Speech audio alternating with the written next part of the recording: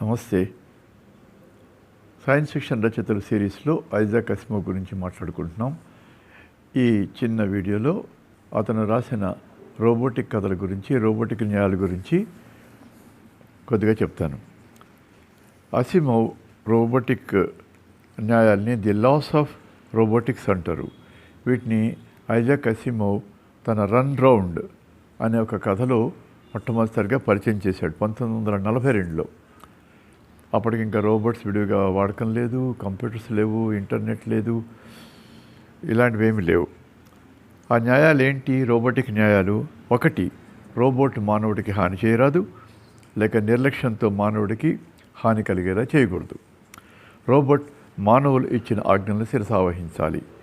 అటువంటి ఆజ్ఞలు మొదటి న్యాయంతో విరోధించకూడదు, అప్పుడు తప్ప. అంటే మనిషి చెప్పిన ఏ పనైనా చేయొచ్చు, కానీ ఒక మనిషి ఇంకో మనిషిని నిర్మూలించమంటే ఆ పని చేయకూడదు. రోబోట్ తన ఉనికిని రక్షించుకోవాలి, కానీ మొదటి రెండో న్యాయాలతో విరోధించినప్పుడు మాత్రం తప్ప. అంటే తన ఉనికిని రక్షించుకోవటం ఏ పనైనా చేయొచ్చు, కానీ మానవులకి హాని చేయకూడదు. ఇది అసిమోవ్ రోబోట్ కథలన్నింటిలో కూడా అంతర్లీనంగా పనిచేస్తాయి. రోబోట్ మీద అసిమోవ్ రాసినటువంటి మొదటి కథ రాబీ. తర్వాత అతను రోబోట్ కథలు చాలా రాశాడు. ఈ ఐ రోబోట్ అనే కథా సంకలనం 9 కథలతో వచ్చింది. దాంట్లో Robbie, runaround, reason, catch that robot, liar, little lost robot, escape, evidence, evitable conflict అనేవి super science magazine, astounding science fiction మ్యాగజైన్లో 1940, 1950 ప్రాంతాల్లో వచ్చాయి. వీటికి కామన్గా మానవులకి రోబోట్స్కి ఉన్న నైతిక సంబంధాలు, రోబోట్ మానవుడికి అపాయం చేయకూడదనేటువంటి మంచి ఉద్దేశాలు ఇలాంటి ఉంటాయి. ఈ చాలా కథల్లో ఒక డాక్టర్ ఉంటుంది, రోబో సైకాలజిస్ట్ కూడా ఉంటుంది, డాక్టర్ సూసాన్ కాల్విన్ అని. ఆమె fictional US robots and mechanical సంస్థలో పనిచేస్తూ ఉంటుంది. ఇది రోబోట్స్ నిర్మించే అమెరికన్ సంస్థ. ఈ సైకాలజిస్ట్ ఏం చేస్తుందంటే రోబో సైకాలజీ వాడి రోబోట్స్ ప్రవర్తన సరిగ్గా చూసేట్టు ఆమె బాధ్యత ఉన్నట్టుగా ఆ క్యారెక్టర్ ఉంటుంది. ఆ అసిమోవ్ రోబోట్ల కథలు రాసక ముందర సైన్స్ ఫిక్షన్ కథలు ఎలా ఉంటుందంటే ఫ్రాంకెన్స్టైన్ కాంప్లెక్స్ ఉండేది. అంటే మనిషి ఒక రోబోట్ను సృష్టించడం, ఆ రోబోట్ ఎదురు తిరిగి మనిషికి అపాయం చేయటం అనే థీమ్తో రాసేవారు. ఇది ఫ్రాంకెన్స్టైన్ కాంప్లెక్స్ అంటారు. అసిమోవ్ రచనలు ప్రాచుర్యంలోకి రాకముందు ఈ కాంప్లెక్స్ చాలా ఉండేది. అయితే సాంకేతిక పరిజ్ఞానంతో ప్రమాదాలు ఉన్నాయని, విజ్ఞానానికి ఎలా దూరం అవుతాం,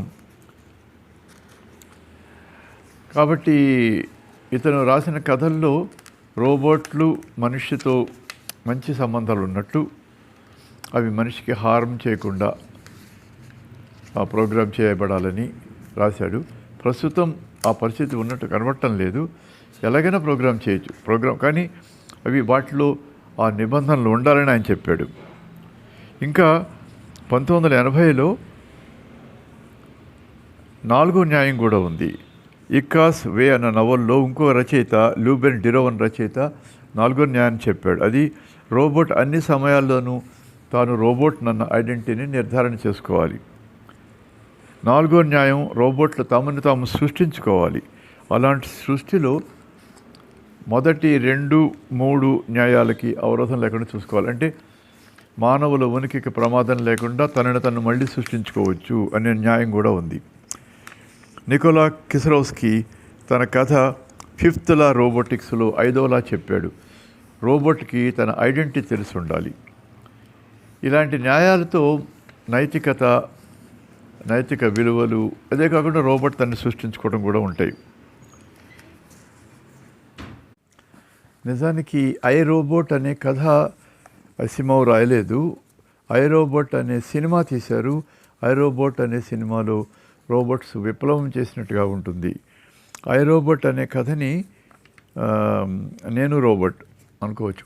ఈ సైన్స్ ఫిక్షన్ కథని endo binder, earl and auto binder అనే సోదరులు 1939లో రాశారు. ఇది యాడమ్ లింక్ అనే రోబోట్ కథ. అసిమోవ్ అది చదివి ఎంతో మెచ్చుకున్నాడట. ఇది ఒక రోబోట్ చెప్పినట్టు కన్ఫెషను. అది ఒక చార్లెస్ లింక్ అని ఒక డాక్టర్ ఇంట్లో పనిచేస్తుంది. ఈ చార్లెస్ లింక్ అనే ఆయన ఈ రోబోట్కి చదువు అని నేర్పిస్తాడు. అతని డాగ్ ఉంటుంది, వాని కుక్క, డాక్టర్ లింక్ గారి కుక్క అతనితో స్నేహం చేస్తుంది. కానీ డాక్టర్ లింక్ పని మనిషికి మాత్రం ఈ రోబోట్ అంటే అనుమానం, అదేదో చేస్తుందని. ఒకసారి ప్రమాదవశాత్తు డాక్టర్ లింక్ చనిపోతే పని మనిషి పోలీసులకు రిపోర్ట్ చేసింది, రోబోటే అతనికి అపాయం చేసిందని. పోలీసులు వచ్చి చార్లెస్ లింక్ హత్య కేసు ఇన్వెస్టిగేట్ చేస్తూ ఈ రోబోట్ని మీద కాల్పులు జరిపితే ఆ రోబోట్ తప్పించుకుంటుంది. ప్రమాదవశాత్తు డాక్టర్ లింక్ కుక్కపిల్ల కూడా చనిపోతుంది. తర్వాత ఈ రోబోట్ పోలీసు నుంచి తప్పించుకుంటుంది, కానీ దానికి డాక్టర్ లింక్ ఇంట్లో ఫ్రాంకిన్స్టైన్ పుస్తకం కాపీ దొరుకుతుంది. ఆ నవల చదివిన తర్వాత ఆ రోబోట్కి మనుషులకి తన మీద ఉన్నటువంటి ఏహ్యభావం ఉందనేటువంటి అభిప్రాయం కలుగుతుంది, తెలుస్తుంది. మనుషులకి యంత్రాల మీద పనిచేసేవి మాన్స్టర్స్ అంటే ఏహ్యభావం తెలుస్తుంది. అప్పుడు అది నిర్ణయించుకుంటుంది, ఎందరో మనుషులను నాశనం చేసి చంపి తన మాట వినేలా చేసే బదులు తన రోబోట్ వెర్షన్ని ఒక స్టేట్మెంట్ రాసి తనను తాను నిర్మూలించుకుంటుంది. ఇది ఐ రోబోట్ కథ, కానీ సినిమాలో దీన్ని మార్చారు. రాబీ అనే కథ రోబోట్ కథ అసిమోవే రాశాడు. ఇది రాసిన మొదటి కథ జూన్ 1939లో చేశాడు. 1940లో వచ్చింది. ఆనాటి కథ పేరు స్ట్రేంజ్ ఫెలో అని పెట్టాడు. ఈ పేరును సైన్స్ ఫిక్షన్ రచయిత ఫ్రెడరిక్ పోల్ సెలెక్ట్ చేశాడు. పుస్తక రూపంలో వచ్చినప్పుడు అసిమోవ్ పెట్టిన పేరే రాబీ అనే పేరుతో కథను ప్రచురించాడు. అసిమోవ్ రాసిన 14వ కథ ఇది రాబీ. ఈ కథలో మొట్టమొదటిసారిగా పాజిట్రానిక్ బ్రెయిన్ గురించి అసిమోవ్ రాశాడు. మొదటి నుంచి సైన్స్ ఫిక్షన్ రచయితలు రోబోట్స్కి మనుషులకి హాని చేస్తాయనే అభిప్రాయంతో రాస్తున్నారు. కానీ దీంట్లో ఫ్రాంకిన్స్టైన్ కాంప్లెక్స్ అనేది లేదు అని ఆ విధంగా రాశాడు. ఈ రాబీ అనే రోబో ఒక కుటుంబంలో, అమెరికన్ కుటుంబం, వెస్టర్న్ అనే ఆయన కుటుంబంలో వాళ్ళ కూతురు గ్లోరియా అని ఉంటుంది. ఆమెతో ఆడుకోవటానికని కొనుక్కుంటారు ఒక మోగ రోబో. ఈ గ్లోరియా అంటే ఈ వెస్టర్న్ కుటుంబంలోని పాపకి ఆ రోబోట్ అంటే చాలా ఇష్టం, అలవాటు అవుతుంది. కానీ పాప మదర్కి ఆ రోబోట్ అంటే అనుమానం, పంపించేయమంటుంది. తర్వాత ఆ భార్య గొడవ భరించలేక ఈ వెస్టర్న్ గారు ఆ రోబోట్ని ఎక్కడికో కంపెనీకి పంపించేస్తాడు. కానీ ఆ పాప ఆ రోబోట్ మీద బెంగ పెట్టుకుంటుంది. తర్వాత వాళ్ళు ఆ పాపని డైవర్ట్ చేయడం కోసం న్యూయార్క్ తీసుకెళ్తారు. ఈ తండ్రి వెస్టర్న్ గారు ఆ పాప ఇంకా మర్చిపోలేకపోతుందని రోబోట్స్ తయారు చేసే ఫ్యాక్టరీకి తీసుకెళ్తాడు పాపని. ఆ పాపకి కనుక రోబోట్లు తయారు చేయటం అనేది నట్లు బోల్ట్తో తయారవుతుందని చూపిస్తే తాను అర్థం చేసుకుంటుంది అదొక మరబొమ్మని అని అనుకుంటాడు. కానీ ఆశ్చర్యంగా ఆ కంపెనీలో గ్లోరియాకి రాబీ అనే తన పాత స్నేహితురాలు రోబోట్ కనిపిస్తుంది. అప్పుడు ఆ రోబోట్స్ తయారు చేసే పని చేస్తూ ఉంటుంది. పాప వెంటనే ఆ రాబీని చూడటానికి పరిగెత్తబోతుంటే ఏదో ఒక వాహనం వచ్చి పాపని ఢీకొట్టబోతుంటే రాబీ అనే రోబోట్ ఆ పాపను రక్షిస్తుంది. అది చూసిన వెస్టర్న్ గారి భార్య తన అభిప్రాయం మార్చుకుంటుంది. రోబోట్లు మనుషులకు హాని చేయవు, తన పాపను రక్షిస్తుందని నమ్మకం కలుగుతుంది. ఇది క్లుప్తంగా రాబీ అనే కథ. దీన్ని బట్టి రోబోట్స్ మానవులకి ఎప్పటికీ అపాయం చేయవనేటువంటి ఒక రకమైనటువంటి సందేశాన్ని అసిమోవ్ ఈ రాబీ కథలో అందిస్తాడు. ఇలాగా ఐజాక్ అసిమోవ్ రోబోట్ల కథలు, ఫౌండేషన్ కథలే కాకుండా ఇంకా అనేక రకాలైనటువంటి టాపిక్స్ మీద కూడా నాన్ ఫిక్షన్ పుస్తకాలు రాశాడు. సుమారు 500 పైన పుస్తకాలు రాశాడు అంటారు. చాలామందికి అతను రాసిన పుస్తకాల లెక్క తెలియదు.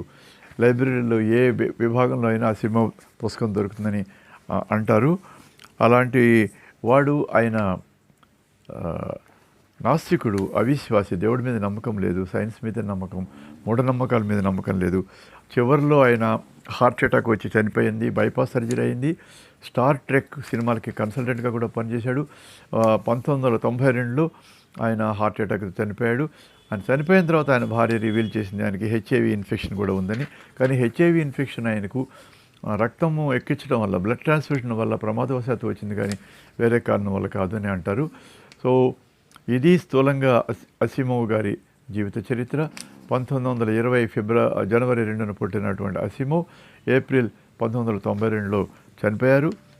ఆయన 500 పైగా పుస్తకాలు రాసి రోబోట్స్ గురించి, మానవుల ఫౌండేషన్, ఫ్యూచర్ సైకో హిస్టరీ గురించిన ఫౌండేషన్ సిరీస్తో ప్రఖ్యాత వహించారు.